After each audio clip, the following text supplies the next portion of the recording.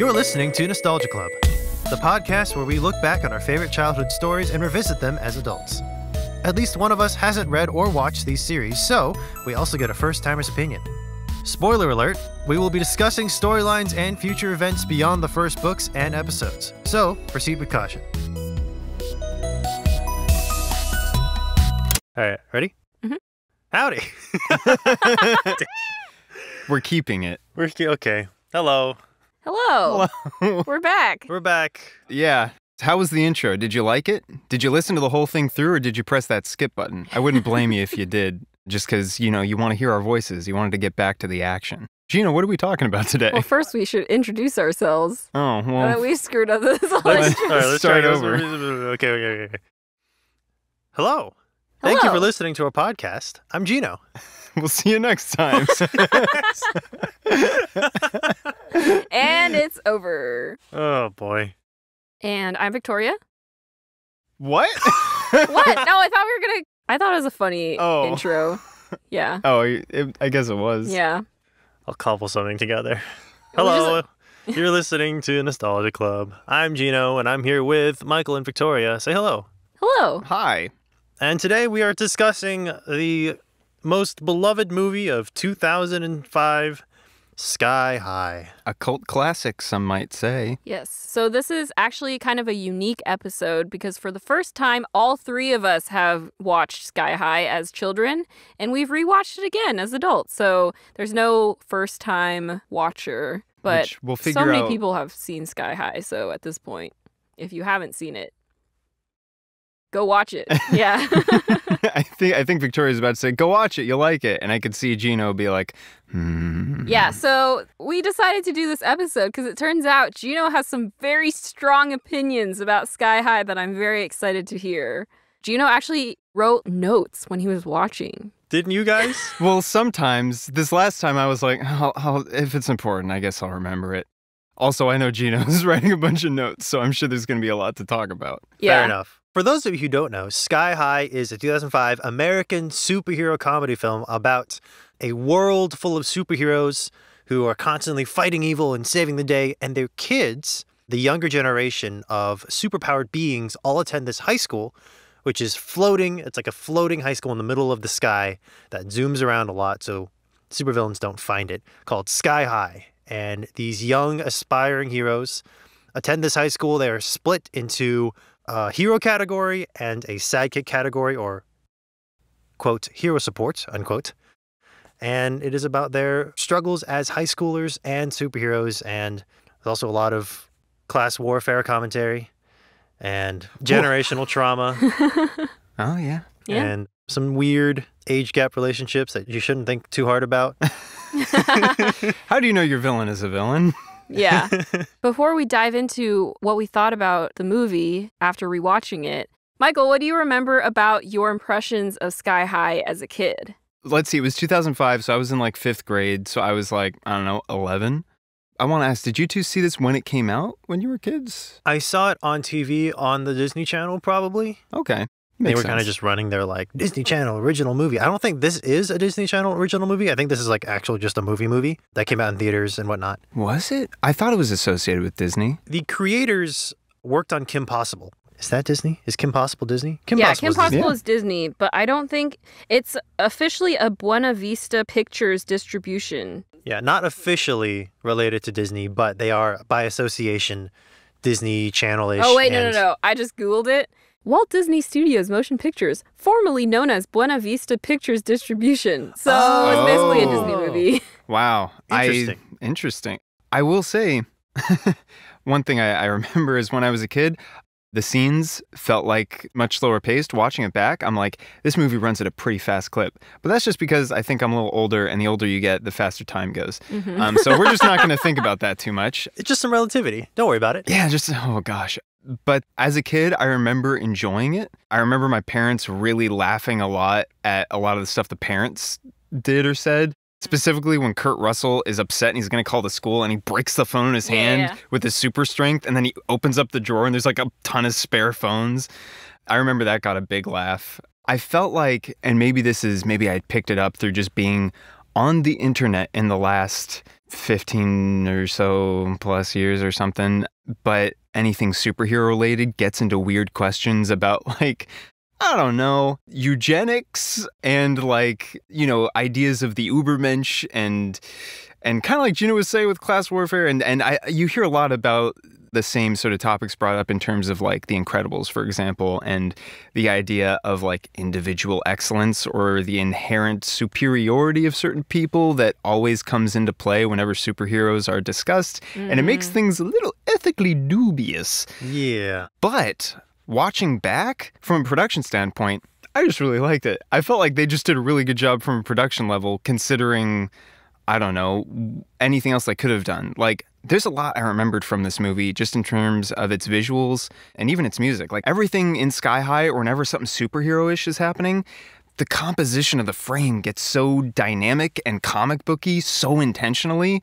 Everything in Sky High is like some kind of Dutch angle. The light's coming in at a weird angle. There's a lot of creative, like, enthusiasm put into this movie. And gosh, the music, which I was surprised to learn upon looking up, is Michael Giacchino. Oh. And Michael Giacchino does, like, a ton of stuff with Disney. A lot nowadays. of superhero movies, yeah. Yeah. A lot of superhero movies. And he's just so good. He's just so good at what he does. I can still, just from a single watch through of the movie back in, like, 5th grade, I still remember all the themes. It's burned into my brain. I'm watching the movie back literally this morning, and I'm like, I know how all this music goes. There's just a lot of, like, very impressionable images, and it's really well done. The question of the narrative and maybe the story or meaning is something else that I'm still sort of parsing with. But I will say, when I thought back on it before watching it this morning, I believed it was going to do a worse job than I think it actually did in terms of those themes. I don't know if Jino has the same feelings as I do. Really, I feel like I'm just sort of like standing here in front of a tidal wave. So I really just want to turn it over to Jino. But first, I want to ask Victoria, you said you saw it recently, not like in the last couple days or anything, but how was it for you? I would say it was still pretty fun to watch it as an adult. I think I took it probably less seriously as an adult. I was like, these kids, yeah. But I think I remember when I watched it as a kid, mainly I thought that Layla, the plant girl, was really cool. I guess, like, back in those days, like, anytime I watched something, I usually, like, attached to one of the characters, usually one of the female characters, and I was like, that person is super cool. So I think some of that character attachment lingered on when I rewatched it. When I was rewatching it recently, I was like, Layla deserves better. She's, like, one of, if not the best characters. Yeah. So I was excellent. like, she spends the entire movie just being like, I don't want to fight. I just want to grow plants and help people. And also I have this crush on this guy who doesn't really, like, give me the time of day anymore. He's my best friend. And then suddenly he's not. And at the end, it's like all of a sudden his feelings changed. And I was like, no, Layla, you deserve better. Layla does deserve better.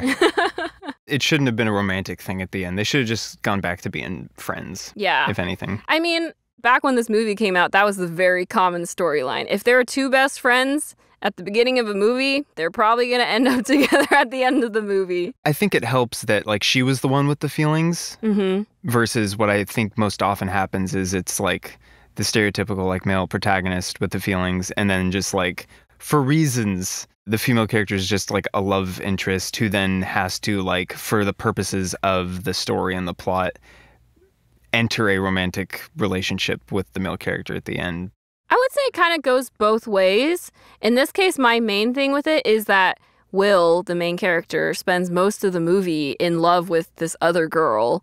And then all of a sudden is like, just kidding. I suddenly have feelings for my best friend, which I don't think happens in real life. It would be more realistic to be like, oh, I actually realized you mean a lot more to me than I have been acting like. Maybe we should think about that and take some time to explore that relationship rather than at the very end. It's like, I've loved you all along. I mean, it is like, oh, we got to end the movie with a nice shot, and they're like spinning in the air, kissing, and I'm like, there's not a whole lot queuing this up. Like, he just apologized for being a huge jerk 2 hours ago. Yeah, but like, I was watching it within the lens of like, this is a 2005 film. That's true. And so I think I gave it a pass on some things, just being like, That's what a lot of movies were like back in the day. It's a really fun movie. I enjoy all the crazy, wacky powers that the characters have. I really like that one guy who just like lights up like a glow stick. Very useful. I like the guinea pig girl. She's fun too. It's just a fun movie to look back on and also to even just watch now. And a lot of celebrities in the cast. Yeah. We got Kurt Russell. Kurt Russell as the father / the commander / #1 real estate broker in the city. I guess. A lot of titles to juggle. He's half of our composite Superman. Yeah. His wife is... Kelly Preston, the other half of the Superman. Who can fly. Together they make one hero. Mary Elizabeth Winstead is also in this. Always excellent. Always excellent. Patrick Warburton is her alternate voice. Yeah. Which I just learned that now. The Dean from Community is in... That's who that was. I was racking my brain. The henchman. The henchman. Jim Rash is his name, who plays both the most imposing character I've ever seen him play and also exactly the character I expected him to play at the same time. We've got Stephen Strait as Warren Peace, also known as Early Zuko. Early Zuko. I just want to point out Stephen Strait. I didn't realize this. He plays James Holden in The Expanse, which is a pretty big sci-fi show nowadays. And I guess this was, I think, his like first acting audition and first acting role. Yeah, literally. Wow. And he does a great job. Yeah, he's really good. The two characters I like most in this are Layla, Plant Katara, and Warren Peace, very fun comic booky name, played by Stephen Strait. They both do an excellent job, and my favorite scene in the whole movie is just them in the restaurant talking, because they're just the best characters. They're just great, and they bring, especially Stephen Strait, a nuance to their roles that feels very, just feels very good. It's a very good character-driven scene. Also, we got Linda Carter, also known as, OG Wonder Woman, right? Who plays the principal. Oh, yeah. Oh, that's really cool. And we got others here. The nurse, Cloris Leachman, who I think was also in the OG Wonder Woman series. That was one thing I specifically remember watching the movie for the first time. My parents going like, oh my gosh, when she came on screen. She just has a bit role and she does it real well. I love her line delivery of, normally, kids, they'll get bit by a radioactive bug or fall in a pool of toxic waste and they'll get their powers the next day. Or die. And she throws a little piece of scrap paper in the trash can and is just like, ooh, nice. I think the director said, at least what it says on Wikipedia, is that the conceit of Sky High is that the adults are insane and the girls are smarter than the boys, which is interesting. And accurate. It feels very 2005. It's gendered in a way that maybe you wouldn't necessarily see now. It would just be part of the fabric of it. It's just understood that in general, the female characters tend to be more mature or behave more maturely and demonstrate more intelligence as a standard, it seems, within narratives than a lot of the boys who typically cliche-wise and honestly in real life tend to be a lot more immature and just kind of dumb. Will, dumb? Never. Oh, gosh, Will. I was actually... Will dumb every scene Yeah. of this movie. Will dumb every scene. I will say, I feel like Will... I've seen male protagonists that are Will, our main character here, and honestly are much worse than how Will is. Will's not great. Part of it is suffering from protagonist syndrome, and part of it is just, he's a guy. I think he handled the situations the way that a character would naturally handle them. He has the pressure of being the kid of two super-powered, super famous parents, and he doesn't have powers. That would definitely mess with your brain a little bit and your self-confidence. At the end, when it's revealed that his girlfriend is actually evil and also way older than him, he's immediately ugh, gross. And I was like, yeah, that's the reaction you should have. Yeah. I was pleasantly surprised that I didn't mind Will as much as I thought I might. He's not the brightest tool in the shed, but when he realizes something's wrong, he very quickly tries to fix the situation. And he never makes any big conscious choices that cause problems. It's mostly just small situations where he's not totally in control, where he causes issues. He's not dumb to the point of he's not malicious. Yeah. Yeah. He's more manipulated by Gwen. He's trying. And he's trying his best. He's really trying. Yeah. I think the thing that made me okay with him, because I feel like we've seen male characters that are much worse when it comes to interacting with their friends, is that like you're saying, it's more he has good intentions but can never really follow through and do the right thing until the end. Initially, you know what, let's just break down the plot real quick. So Will, child of these superpowered, most famous, super powerful parents, has been hiding the fact that he doesn't have any superpowers. It's his first day of going to Sky High. He gets there. They do a whole like hero placement thing. Show us your powers. We'll tell you if you're going to be in the hero course or the hero support sidekick course. And Will reveals, I don't have any powers. He gets made a sidekick. He quickly makes friends with, it seems like, some people he's known from grade school, as well as new people, including his best friend Layla, who secretly has a crush on him, and goes into hero support, and they have a great time. And when his dad finds out he doesn't have powers, his dad's upset. He doesn't really take it out on him. He's just... It's the classic, like, father disappointed the son can't be everything he wants. There's a great line in this movie where Kurt Russell's like, all I wanted for him was to save the world. And I'm like, gosh, if that doesn't register on, like, a deep level. And Will, in that moment, stands up for his friends, if only because it's his only choice, if anything, right? Yeah. He's like, I'm proud to be hero support. And you can see his friends, especially Layla, are kind of like, all right. Like, we feel kind of bad for him, but Layla kind of looks at him like, I'm glad he stuck up for us. He didn't try and like backpedal or do anything. And then Will gets in a fight with Warren Peace, who is the son of a supervillain that Will's father put in jail. And in the fight, Warren's about to threaten his friends. Will finds the strength. His powers emerge. He has super strength like his father. And quickly that spirals out into the popular people of the hero course embracing Will. Will gets put in the hero course. A divide starts to form between him and his hero support friends. Will kind of tries to straddle the line, exist in both spaces at once, but he keeps getting pulled more to the popularity side. And he likes it. And he likes the attention he's getting from this upperclassman. I don't know if she's an upperclassman. Yeah, she's an upperclassman. She's a senior. She's a senior. Her name's Gwen. She's like the TA, basically, of a class that he takes. And he walks into the class because classes have already started and he just joined the hero course. So the teacher is like, oh, like, sit next to Gwen and she'll be basically your lab partner for the rest of the semester or whatever. Obviously, he's immediately like, wow, a pretty girl.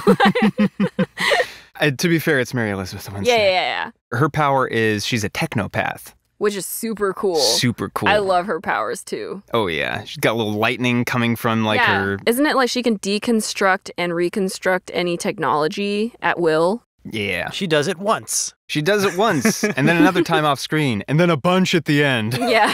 Kind of. Ultimately, Gwen, this love interest for Will, is secretly a supervillain who Will's father, in a battle with many years ago, defeated, and her super villainous weapon, this thing called the pacifier, which turns people into babies, exploded.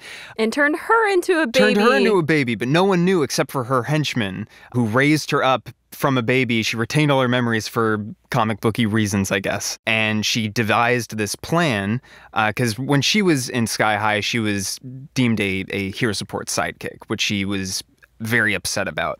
Because yes. No one knew really what a technopath was at the time, and she was very upset at this injustice placed against her, and formulated this plan. Rising back up into teenagerdom, she finds a way to get a party going at Will's parents' house, uses the opportunity to work with some of the other popular kids in the hero course who are bullies and also, I guess, in on the plan to steal the pacifier that Will's father had taken as a trophy from the battle long ago. They're in on it for no real reason besides, I like to pick on people.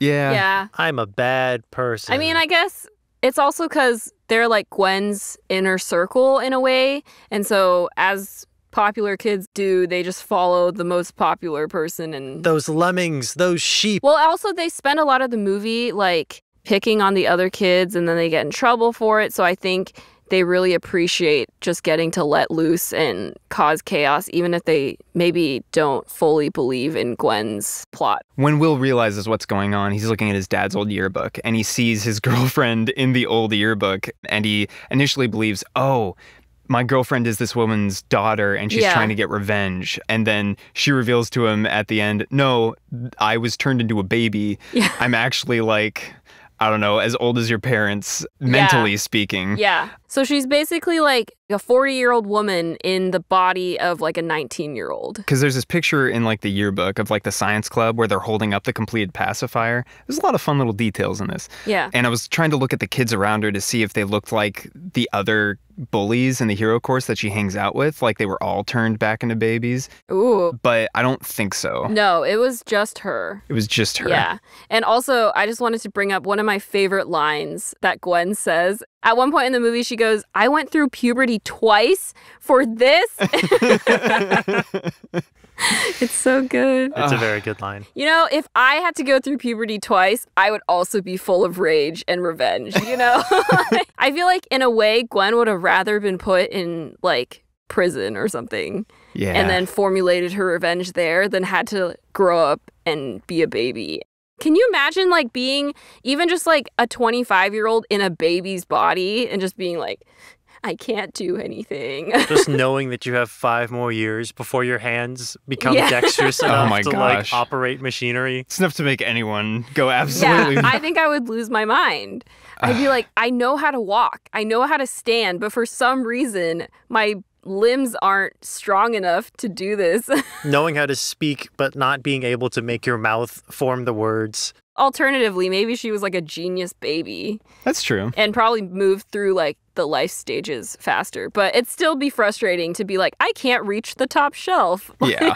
Because that does put the hole in her plan, which is to lure the commander and Jetstream, Will's parents, to Sky High for homecoming, reveal that she is actually the supervillain Royal Pain, voiced by Patrick Warburton, because she has a cool helmet. I really like her suit. And basically turn everyone there, all of the superheroes and hero support and staff and everyone, into babies, and then truck them all out on a bus and start her own school of, I don't know, supervillainy, whatever she defines that as. But they all retain their memories. Yeah, that's the thing. Like, if she retained her memories...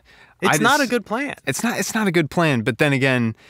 I don't know what sort of person thinks to themselves, you know what I want to do? I want to create a weapon that turns people into babies. That's practical. I will say, if you're trying to dismantle a system or defeat a system, rather, because I don't know if she's interested in dismantling it as much as she is in having her way. She was trying to recreate the system in her image. Yes. And if you're going to take out a bunch of superheroes that sort of pride themselves on being ubermenches in their own right, maybe you're going to think to yourself, maybe I shouldn't create something that lets me punch real hard. Maybe I'll give myself that ability if I need it, but I'll just turn them into babies and completely neutralize them. So I guess in a way that is pretty smart from one angle. It is very embarrassing. And they hate being embarrassed. That's true. Everyone's got big egos when they're heroes. Big egos. Technically speaking, like, she could control them infinitely by just keep turning them into babies again. I guess. Yeah. Gosh, that's like, that's when you start getting dark. Like, all right, you're going to do what I say or I'm going to turn you into a baby. Or like... You will never die. I will routinely turn you back into... Immortality as a baby. As a punishment. Oh, no. Oh, wow. Or just like the idea of like she has them all locked up and then when they get to the point when they start being able to use their powers or start being able to walk or something, then she's like, nope, back to being a newborn. Whew. That would suck. That's not even like a plan anymore. That's just revenge. That's just torture, yeah. They beat her at the end. Yeah. The hero support aren't turned into babies and they save the day. And they get a little round of applause. They get a trophy. They get one trophy for the 4 and of then them, 5 of them, I think 6 of them. at the end of the movie, they kind of restructure the idea of the school a little bit. I don't think they do. Oh, they don't? They don't. I think it's implied that, like, you know what? We all learned a valuable lesson today. Hero support can be heroes too. Next week on Sky High, everything resets and we go back to normal. That's one of my biggest gripes with the movie. But in the movie's defense, I do want to say I agree with your points. The art direction of this movie is immaculate. The set design is incredible. The visual effects, for the time, are pretty good and they hold up pretty well. Oh, yeah. Like, you can see the cracks, but nothing is too out there to really pull your attention away from the movie. And also the set design does help make those kind of cheesy effects work. The writing is really good, just like the dialogue is really, really good. The characters are very well thought out. The world is also there.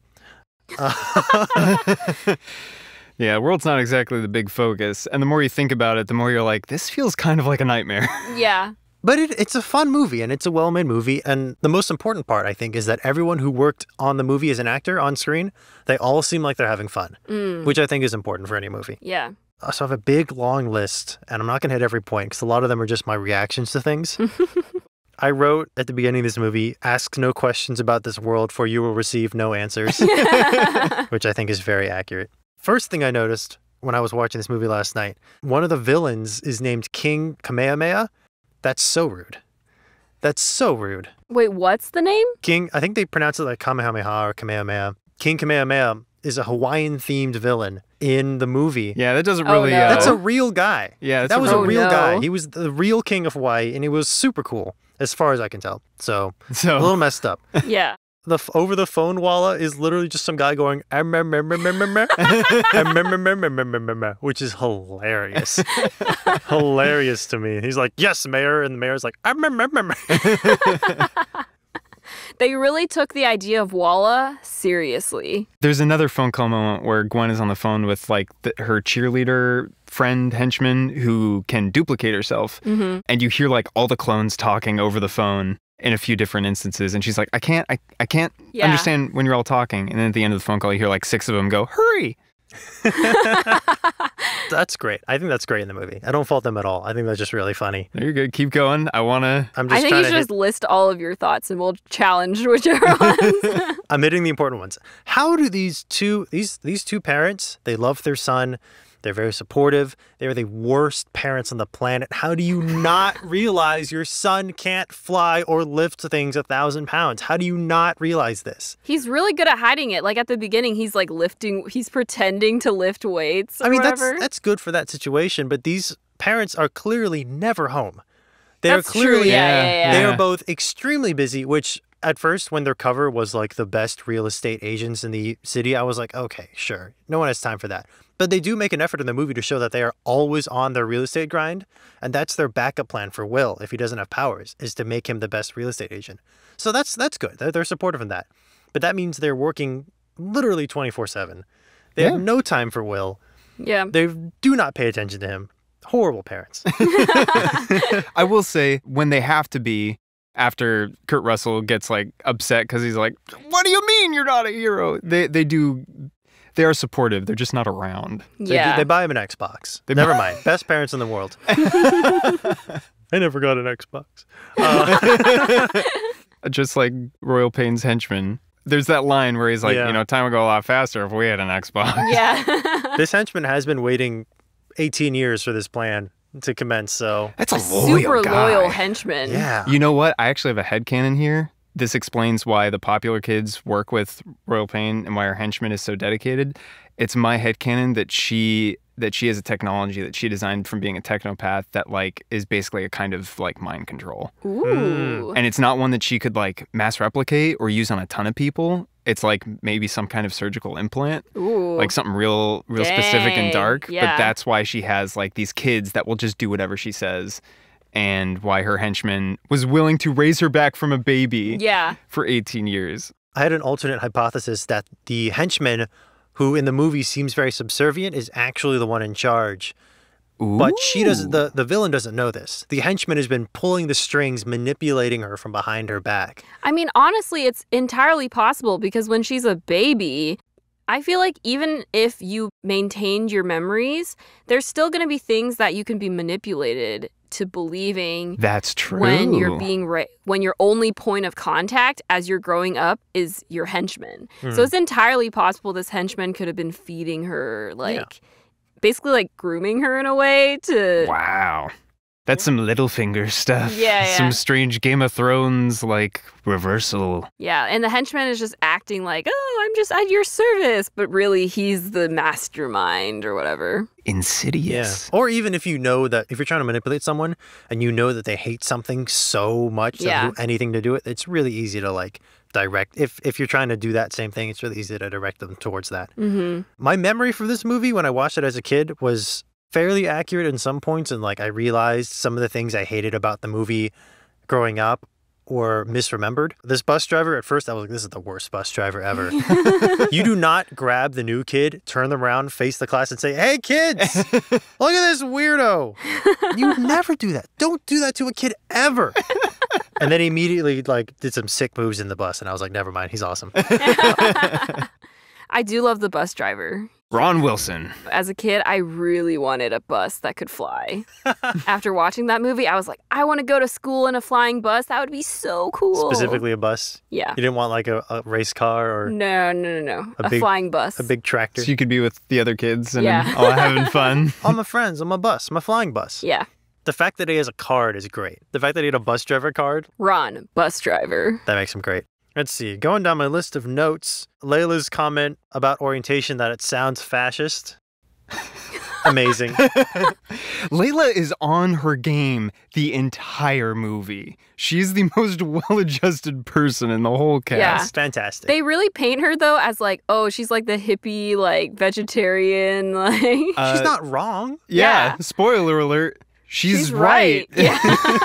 The coach's name is Coach Boomer, which in the modern context is incredible because because immediately he just says all the things that a stereotypical like memeing boomer would say. That's so true. They predicted boomers before they were even called boomer. Well, no, they were called baby boomers. But Still, no one though, said like, okay, boomer back then. I'm still waiting for the other shoe to drop. I'm ready for Jino to lay down the law, but there's a lot of big brain stuff in this movie. There is a small brain moment. The shape-shifting kid turns into Coach Boomer, and the Coach Boomer slaps the kid's butt. Yeah, that's weird. That's a child. Don't slap his butt. Don't do that, Coach Boomer. One of these notes here just says, man's glowing. He is. He sure is glowing. He sure is glowing. That kid does a good job. Guinea pig girl can talk as a guinea pig, which I think is more impressive than turning into a guinea pig. The real question is, can she talk to other guinea pigs? Ooh. I assume yes, but I don't think they can talk back. I don't know, though. Because you think about shape-shifting. Like, it's like Ant-Man. You know, Ant-Man can talk to ants. Well, he has technology that lets him that's talk. True. He's not like, hey, go do this. And he... Okay, this is a side note. I just really wish I had the power to talk to ants so I could tell them to leave my house. That's the superpower I want. Incredible. What if you could like talk to ants and tell them to leave your house, but you realize they just wanted something completely different? They're like, where's your Xbox? You're like, what? I'd be like, I don't have an Xbox. Like, that's the big existential quandary of ants, is that from time immemorial, they have known about and been looking for an Xbox to play it, but they physically cannot play an Xbox. I love that. I love that character arc. That's incredible. Well, there are ants that like infest technology. Oh, interesting. I think they're called pharaoh ants. Pharaoh ants. Yeah. Anyways, this is your ant fact we're of the day. going on a tangent about My ants. favorite bug is an ant, so that's why I know nice. this stuff. I'll Yeah, give a new ant fact every episode. How about that? Anyway, continue, Jino. At the point where they are doing their orientation, they are choosing between hero support and heroes. I put a note down. Oh, this movie's about classism. Because it is. This movie's about classism. There are little comments throughout the movie, like in the cafeteria, an announcement over the PA system says, hero support, please stop eating the hero sandwiches. Yeah. Wow, they even differentiate the food. They differentiate the food, what resources are given to hero support, how they're treated, how they're talked to in society. And it's just Coach Boomer just deciding who gets like the entire future of their careers and the future of their lives. Based on one test. And it all comes down to how useful are your physical abilities to society at this moment. That's all it is. That's true. It's like being a guinea pig is a really cool power. Is it very useful at this current moment? Not really. But sure is at the end. Yeah, sure is at the end. That's a big thing. She saves the school. Yeah. But that's also... But I was gonna wait for this. Okay, it's okay. We'll let you continue. Okay. Go ahead. I'm gonna just speed through. Mary Elizabeth Winstead's power is that song specifically. The bum bum bum bum bum. That song that plays whenever she's on screen and Will looks at her. You know what I'm talking about, right? Yeah. It's oh, what's the name? Why can't I think of the name? There's a lot of like covers of 80s hits or whatever. Yeah. And it's like 70s and 80s hits. There's a lot of licensed music in this. But I remember viscerally as a kid when watching this movie, that song burned into my brain because whenever she came on screen and that played, I hate that song. Wow. I don't hate it. I just like heard it too much as a kid and now I'm just like, please get out of my brain. To be fair, it's used, I think, a lot. They drop a car in Will and he dodges the car perfectly. That's pretty impressive. That is pretty impressive. He doesn't get hurt at all. Yeah. Simultaneously, that's how you kill children, Coach Boomer. Don't drop cars on them when they ask you not to drop cars on them. Mm-hmm. Well, remember, they used to use real citizens for Save the Citizen. They did. This is a dystopian world. There are vats of toxic waste just around everywhere, enough to where kids are falling in consistently. They use the villains after they capture them for Save the Citizen. Like, they lower the henchmen into the spinning, rotating blades that chop up the mannequin. No, that was a joke. At the end, he was like, and now we have another person for Save the Citizen. And the henchman is like, it's in a comic like panel that they use for the narration framing. Propaganda by the authorities to make you forget that they used to use real citizens. No, but Will's like, no, I'm just kidding. They're all just in a comedic jail with like prison bars. I don't know, whatever. Is it bad that like if they didn't clarify, I could have believed it from this movie? Yeah. Going back through my notes, there's a comment about supervillains infiltrating the IRS. That's already happened. They're called TurboTax. Also, the Stronghold family pole slide into their secret lair. Like firemen. Huh. Like firemen? How did they get out? Like, I know one of them can fly, but is the other one just like climbing back up the pole? Oh, 100%. Maybe they have He has super stairs. strength. Oh, that's true. But like Will and They probably Gwen just carry like Will. shimmying up the pole. Don't think about it. There's like you said, Gio, there's a lot in this movie. Don't think about it. Maybe there's technology where the pole can also go up. I don't know. An escalator pole or Yeah. something. It just pulls up. Escalator pole. Okay, Layla's powers are obscenely powerful. Oh, yeah. She can make any tree give her an apple. Yeah. Any tree, Solve world hunger. Well, I guess you can't do it alone. I guess. Also, in a scene, she says, I never use my powers unless I really need them. And then the very next scene, she uses her powers to get up and talk to Will. So I guess she really needed to talk to Will. I mean, she's a teenager. How many times have you, as a teenager, had like a stance and then you're just like, don't stand by it because you're a teenager? More comments about class warfare. Like, I don't know, Will Stronghold's dad, when Will's like, oh yeah, I'm friends with the sidekicks. Like, his face, like, that's the face like a white person makes when I walk into their house and they're like, I didn't realize my son's friend was Korean. Anyway. That's really accurate though. Oh my gosh. What are they? What's the phrase? Art imitates life. Yeah. Will understands class warfare except when he is distracted by horny. Honestly, though, art imitates life. Yeah. It's like, again, Will is trying his best, but he's also a teenage boy. He's reacting like any teenager would in the situation where he's like, I'm popular and this pretty girl likes me. What am I like? I'm not Especially a freshman. Yeah. Who starts the movie with terrible insecurities and then is like, oh, things are happening. People like me. Oh, Mary Elizabeth Winstead has a crush on me? Yeah, sure, I'll roll with it. I don't care. I He's do still sympathize. culpable. He's still responsible for his actions or his like lack thereof. But he's also a kid. Yeah. And kids, they're dumb. Yeah. Will I is especially. The Chinese food place that they go to, that place looks awesome. Yeah. That Chinese food restaurant has amazing set design. I wanted Chinese food so bad. Will hates Chinese food. Will has no stop it. taste. What? Will, no taste. He hates Chinese food. Except for fortune cookies, apparently, because he gobbles those up. I missed that line. Well, Will's dead to me. It's over. It is a nice line from Will, though, because he says he hates Chinese food, but he's willing to go there for Layla. That's Aww. true. Which is really nice. Yeah. Yeah. And then he Friendship. stands her up because, of course, he does. Because horny. Oh, Victoria, I wanted to ask. Okay. The either Mandarin or Cantonese spoken in that scene by War and Peace, how was that? Oh, I remember.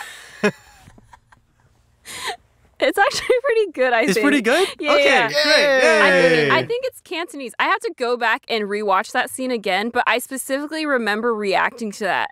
Hello, Victoria here. I just wanted to say I did watch the clip, and I do stand by what I said. He did do a pretty good job.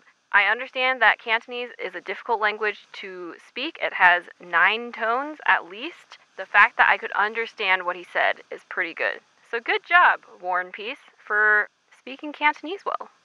But I'm pretty sure it was like decent. I've seen worse. Moon Knight. Moon Knight. Moon Knight. We don't talk about Moon Knight. Because the actor is Italian. And War and Peace is clearly like white. So I guess he's just made an effort to learn the language of the place he works Well, like, at, which is- he works there. Yeah, I'm which is sure, pretty like, cool. he could probably pick up some things. Oh, sure. All I'm saying is War and Peace, what a guy. What a Yeah. guy. Gosh. I mean, I know the point's already been made. Characters are written so well. I love how even after Layla is like using War and Peace to try and make Will jealous or whatever, Warren is still just like a lesser writer would have like had them try and develop a romantic bond, which, to be fair, I would have been okay with because they're the two best characters in the whole movie. But like, it's truer to War and Peace's character that when he realizes these kids that he doesn't want around him because he's a loner are like gravitating toward him and like don't really respect him or fear him anymore, he's just like, I don't want to be a part of this drama. Like, she's like, I just want to use you to get to Will. And he's like, okay, fine, but stop being buddy-buddy with me. Yeah. And honestly, it just made me think of Jino and your description of your, like, high school experience where everyone had all this drama and you were like, I don't want to be involved. Freshman year me was Will, and then senior me was War and Peace. Except not nearly as cool. Actually, speaking of Warren, I remember at the very end in the homecoming scene, suddenly he starts, like, holding hands with this one girl and dancing with her, and I was like, that's stupid. It's because she has ice powers. And he's like, oh, and I have fire powers. And so when you hold hands, it cancels out. Yeah. I guess. They're both the strong, silent type? It was another classic, like, suddenly we have to just pair people up for no reason. I mean, it's a dance. Yeah, I know. He can dance, I suppose. Let Warren dance. I at least prefer it to, like, I don't know, everyone dancing and Warren's just, like... That's true, yeah. At the bar, like, juice. I mean, that's fine. You're allowed. It's true. Don't make people dance. But let him. If he wants to. The party scene, this laser eye kid shoots laser eyes into this crystal to make the disco effect at the party scene, which continues for the entire party. Which means this kid is shooting laser eyes into this crystal for the entire party. That poor kid. Dedication. Doesn't blink once. I hope he gets paid at parties to do that, you know? Maybe that's what it was. Yeah. Maybe it's one of those everyone's like, hey, I'm throwing a party. Are you available Saturday at 8 p.m. to be the disco ball? And he's like, sorry, man, I already got booked for another party. The party does have my favorite line in the entire movie, which is when Mary Elizabeth Winstead is about to kiss Will, and the door to, I guess, the closet they're hiding in opens, and the speedster looks in and says, sorry, I was looking for a bucket, and walks away. And I was like, yes, accurate party line. Why does he want a bucket? I don't know. Could be anything. Anything. Yeah. Looking for a bucket. Mary Elizabeth Winstead's entire character, it can be summarized as gaslight, girl boss, and gatekeep. Oh, that's true. That's yeah. When Will's parents return to the party and find it in full swing and become very angry, and the commander yells at everyone to get out, and they sprint out, accurate, because he can kill all of you. He can kill you. And everyone knows this. Yeah. And then if your parents come looking for your dead body, he'll kill your parents. And he's Kurt Russell, so he's got public opinion on his side. There was a scene where someone had chopstick in their hair. Don't do that. Don't put chopstick in your hair. Okay. Getting to the end. Third act of the superhero movie is always a little dicey. Okay. First, Liquid Boy. Boy you can turn into liquid. He's better than I remember. I didn't realize that he could move in liquid form, which is way better than what I remembered, in which he just turns into liquid and then has to turn back into boy. I was worried that if you, like, separated some of the liquid from the other half of the liquid... Well, he literally gets swirlies. Yeah. That was my thing. I was like, he turns into goo, and then they, like, put his head in the toilet. And then what happens is some of the goo gets flushed down into the sewer. So many questions. Is he just missing some, like, hair? I don't know. Maybe it's Iron Giant rules.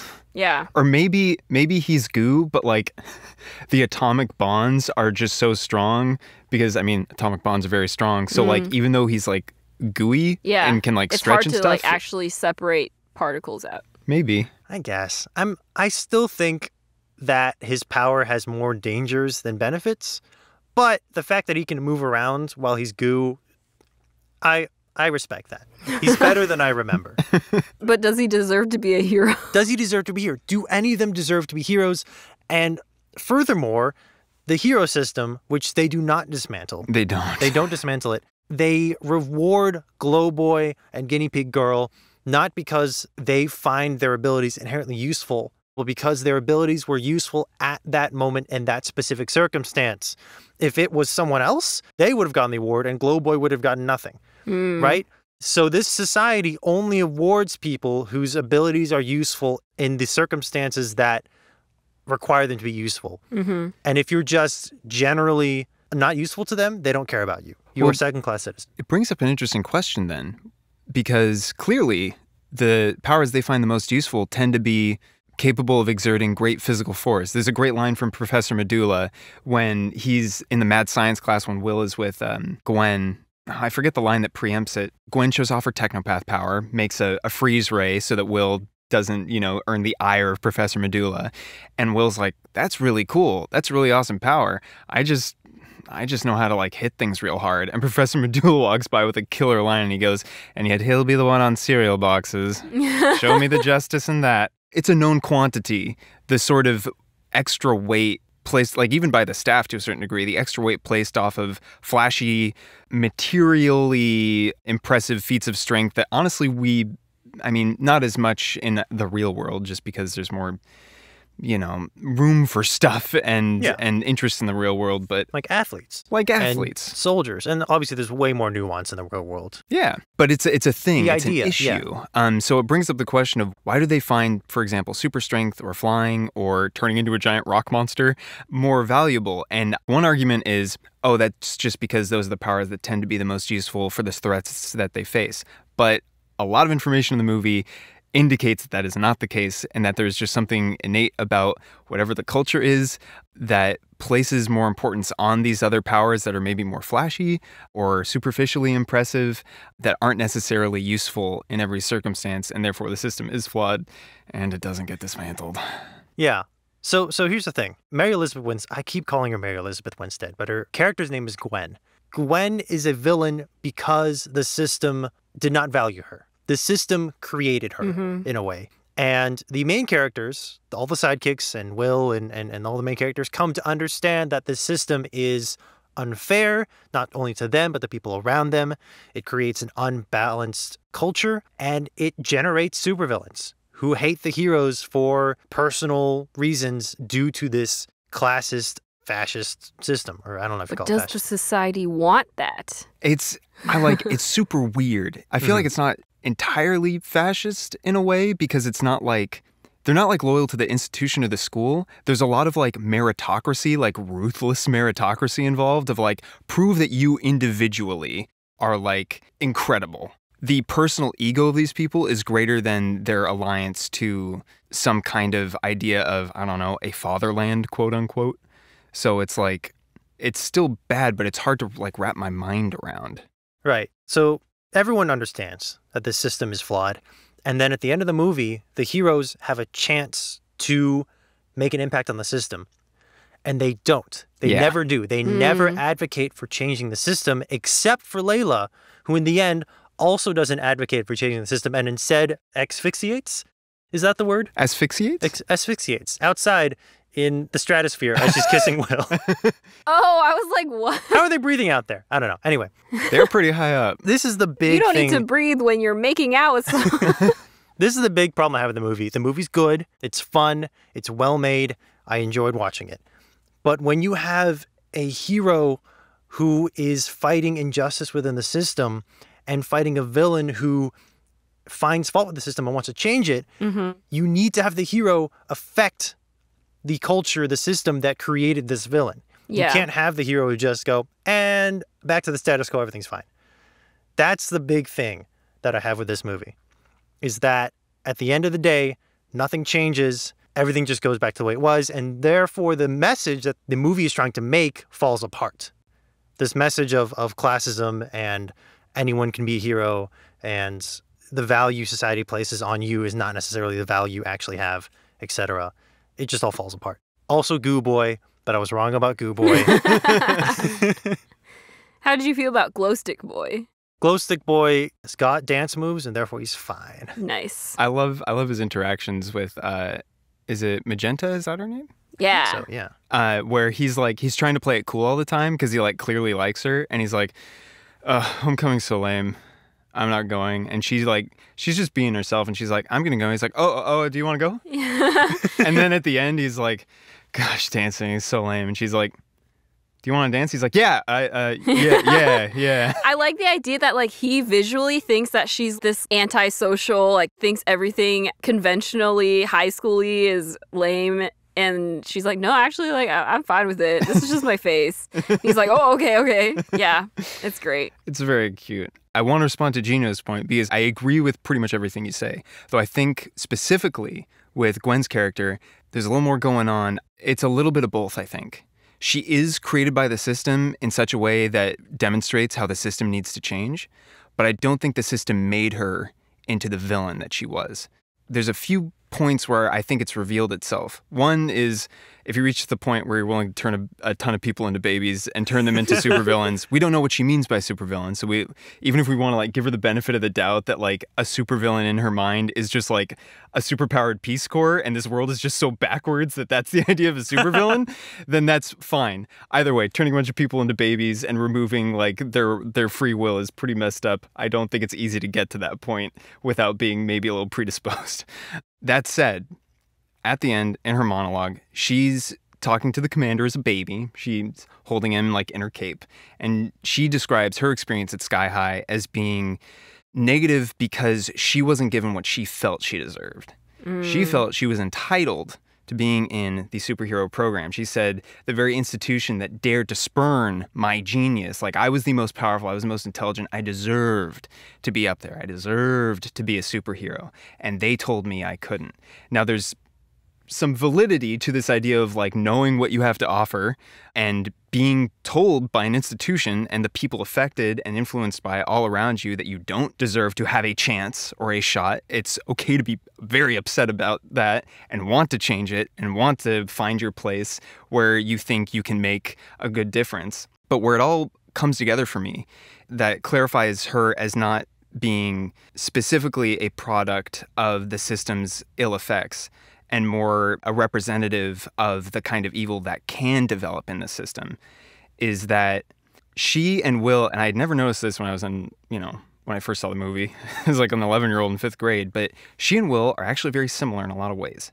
She went through the high school experience in the hero support role, and then she was turned into a baby. She got to do it all again, but she was treated as a hero. When she did that, she did not change her behavior. She was nice, but she wasn't actually kind. She was pleasant and diplomatic, but she still looked at hero support as not something to really respect or like or treat any differently insofar as they didn't provide a use to her plans, which actually, as I'm saying it now, is like bringing back to what you said, Jino, about how the society values just whatever is useful to them pragmatically in the moment. She is a representative of that ideology in a way. She only wants the individuals that are useful to her. She only wants the system to benefit her in the ways that it can give her what she feels she deserves and what she wants and what she needs. Now, when Will goes through his high school experience is like hers, but compressed into like a handful of months because it's just the beginning of freshman year. That's true, yeah. But he starts out as a hero support, as a sidekick. And what happens when he is made hero support? Does he resent it, get a chip on his shoulder, start lashing out and plotting to try and find a space in the sun? No, he stands up to his dad, the most impressive hero in the world, and says, I'm proud to be hero support. I like my friends. I think that this is like there's value in this. When he finds his powers and he is turned into a hero, he doesn't immediately jump into the hero world. He's reluctant and he kind of straddles both sides. He gets pulled in by the glitz and glamour of it. He likes being a golden boy. But at the same time, even at like right before the movie's like low moment at the end of Act 2, he's still trying to like, I want my other friends here at this house party that you, Gwen, have like manipulated me into throwing. And Gwen has to put in a lot of effort to divide Will from his friends and tell Layla, Will doesn't like you, everyone knows you like him, you're trash. And when Will finds out that Gwen is actually a real jerk, he immediately is like, you are not the person I thought you were, this whole thing is messed up, I want my friends back. Will's behavior in the exact same, in the similar circumstances to Gwen's behavior, is entirely opposite of Gwen. Gwen resented her place in hero support because she felt she deserved to be a hero. When she got the second chance to be a hero, she loved the position, she lorded over it, and she used that opportunity to try and give herself even more power because she was an egomaniac. Will, when put in that position, accepted his circumstances, saw the value in it. When his circumstances changed, he made mistakes, but ultimately came back to the realization that even if he was going to be deemed a hero, he still values his friends. He doesn't value being considered great by the other people on his same level. And as a result, it explains why Will gets to be the hero, why he should be the hero, or a hero, just not in like the world sense, like in the hero chorus, but just a hero of the story, and why Gwen is the villain. Because even though the system does kind of, it enables all of the worst aspects of her, she's more so just, I think, indicative of the evil of the sort of focus that this society places on material use and egomania and are you the best? Are you going to prove that you're the best? Prove to us you're the best or you're a second-class citizen. And she was already queued up to place way too much importance on being the best and being valued and seen as great by the people around her. So that's for me what it is. She wasn't created by the system, but she was made much worse by it. And Jino is 100% right. The movie does not stick the landing. It does not fix the system. The movie spends the whole movie basically showing you why the system doesn't work because you see it through the lens of Will and he gets to see both sides. And at the end, they're like, eh. It could have been so easy, too. Yeah. In that montage, that final montage. Will could have just said, and we got rid of hero support. Now everyone's a hero and everyone gets the same treatment. Yeah. Would have been so easy. That would have been it. Definitely very interesting why they decided not to go that way. Well, we certainly have some very heated opinions about Sky High, which we got to discuss today. Heated like a fireball thrown by the coolest character in town.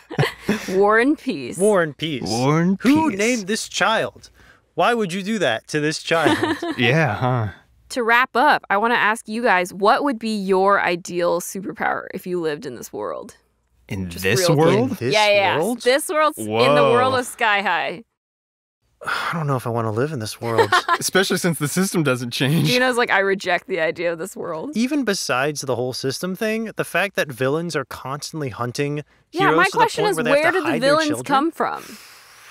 Well, some of them come from school. A lot of them come from school. Yeah. They point out a few. That's true, yes. Should have been a bigger point. I will say there is more social commentary, I think, in Sky High than, I mean, I'm not caught up on My Hero Academia, the anime, or the manga, but so far it feels like, well, I guess that's not totally true. We get some pretty interesting backstories. I'm getting off topic. I will say, though, one of my big complaints about this movie was that a character with no powers has to learn to adapt to that reality and then suddenly gains powers. But I think the movie handles that a lot better than I remember, because instead of the character's struggle being like, oh, I wish I had powers, and then gains powers and then everything's fine, it's, I wish I had powers, I have to learn what it's like to be in this second-class citizen role, then I gain powers, and now I need to continue my empathy. Yeah. And I think that's a much better message than what I remembered it being. It's the whole power doesn't corrupt, power reveals. Yes. Reveals who you are and how you would behave if you had the opportunity to do whatever you want without consequence. That being said, I don't want to fight people in general. I don't like fighting people. I'm a very skinny, flimsy, no muscles boy. So I would like a power that is just useless enough to be funny, but not any more useful to be useful. Does that make sense? To be like placed in positions of martial responsibility. Like, all right, go beat up that guy over there. I had a character in a My Hero Academia D&D game once that Whoa. one of my friends ran. His name was Spoon Boy. His power was summoning spoons, not creating spoons. The spoon already had to exist. And he simply transported it to him. He could not control the spoon's movement. This spoon simply fell into existence next to him. That was his power. So it's like, oh, I know I have a spoon in my kitchen drawer, and then it'll appear next to you. Yeah. Okay. That's it. I will say, if anime has taught me anything, it's that no matter what your power is, it can be extremely useful. Yeah. JoJo's Bizarre Adventure, there are characters with the most absurd, useless powers, and you'd think that they have the powers of a god, the way that story handles them. My Hero Academia, there's a guy who shoots tape from his elbows. Why elbows? I don't know. Out of all the places to shoot tape. I don't know. Anyway, Spoon Boy, that's my power. What about you, Victoria? I think it'd be cool to have plant powers like Layla or be a shapeshifter like Magenta. I mean, teleportation's always cool. I'll take anything. Victoria, don't you want cloning? I do also want cloning. But then today we had a long conversation about cloning, and I was like, maybe not. See, in general, I'm always like, flying would just be fun. Flying would be fun, yeah. Forget the rest of you. I'm just going to fly. But teleporting is just so useful, I think, in any setting. Yeah, I always want teleporting because if I forget something at home, boom, I got it. Back to the office, I could wake up at 9:45 and get to work at 9:50. That would be incredible. It just saves so much time. I get so lazy. You would not have to spend money on gas. Oh, amazing. Oh, it'd be so good. And I wouldn't even, honestly, the hero course seems like a lot. I don't want to have, just make me a sidekick. Pair me with a hero. We'll be awesome together. Yeah. I'll just pretend I can teleport 2 feet. And I'll only ever teleport 2 feet until I graduate. And I'm like, I just wanted the better course. And then Hero as soon support as is you graduate, you teleport across the world and your hero is like, you could do this whole time? I just remembered, when you graduate from hero support, you are assigned a hero who chooses your name and costume. It's so for messed you. up. That's so messed up. Yeah. Oof. Imagine you get assigned, you have no power of this, over to someone who hates you, and they call you're now Poop Boy, and your costume's a big poop, cardboard cutout. Oh my gosh. Okay, new conspiracy theory. The hero support course teacher, I forget his name. He's another well-known actor. He's the one who was Will's dad's sidekick, right? Yeah. Jonathan Boy. His last name's actually Boy. That's great. He has such great line deliveries where he's like, your dad never mentioned Aww. me? Your mom? And that's good because that's what hero support is for. And you're like, oh, he plays his role so good. But anyway, new conspiracy theory. There's a moment where when Will's transferred to the hero course, he's like, hey, if you ever need a sidekick, I still do a little freelance. Why would hero support have to mandatorily be paired to a hero they have no control over and have their costume and their name chosen? That said oh, it's just for the colors, just for better PR. Why would the school care about it if they're just going off into the world?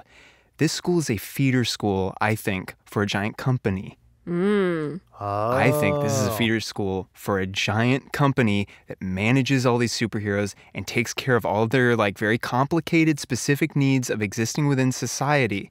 And that's why Jonathan Boy is hey, if you still need a sidekick, I still do a little freelance, because he is no longer part of the company. He's in the school, but he does freelance work, superpowered freelance work on the side, separate from whatever unseen grand shadowy hand influences these heroes. I'm liking this conspiracy theory. Sky High 2 coming this fall. Sky High 2. I think there was talks of making another Sky High, and it was going to be Sky High University or something. Oh. About the characters when they go to college. I think it would be cool if someone made another version of Sky High but actually explored what the world was like. Yeah. Because it's very much a contained bubble. It's only things are only happening in Sky High. We have no idea how it affects the world at large, what the world at large thinks of heroes. They're basically celebrities, I guess. Yeah. Very fascinating stuff. That's Sky High. Yeah. Check it out on Disney Plus. And also other websites. Wink. I don't know. Wink, nudge, nod. You can all see that over the podcast feed. We're beaming it right to your brain. In the meantime, be careful who you date, and we'll see you next time on Nostalgia Club. In the meantime, don't groom children. Yeah. Don't do it. Yeah. Okay, bye. Bye. Thank you for listening to Nostalgia Club. If you enjoyed this episode, follow us on Twitter at _Nostalgia Club and on Instagram at Nostalgia Club Podcast. Leave a comment, give us a rating, and subscribe. You can also send us an email with your suggestions for what we should review next at nostalgiaclubpodcast@gmail.com. Hooray. Wait, who's going to call Casey? We all will. We all call Casey? We all call Casey, and we all explain the plot to Sky High over the phone at once. At once? This is something I came to the conclusion of yesterday. I have my heart set on. Okay. I can be talked out of it. Are we doing this right now?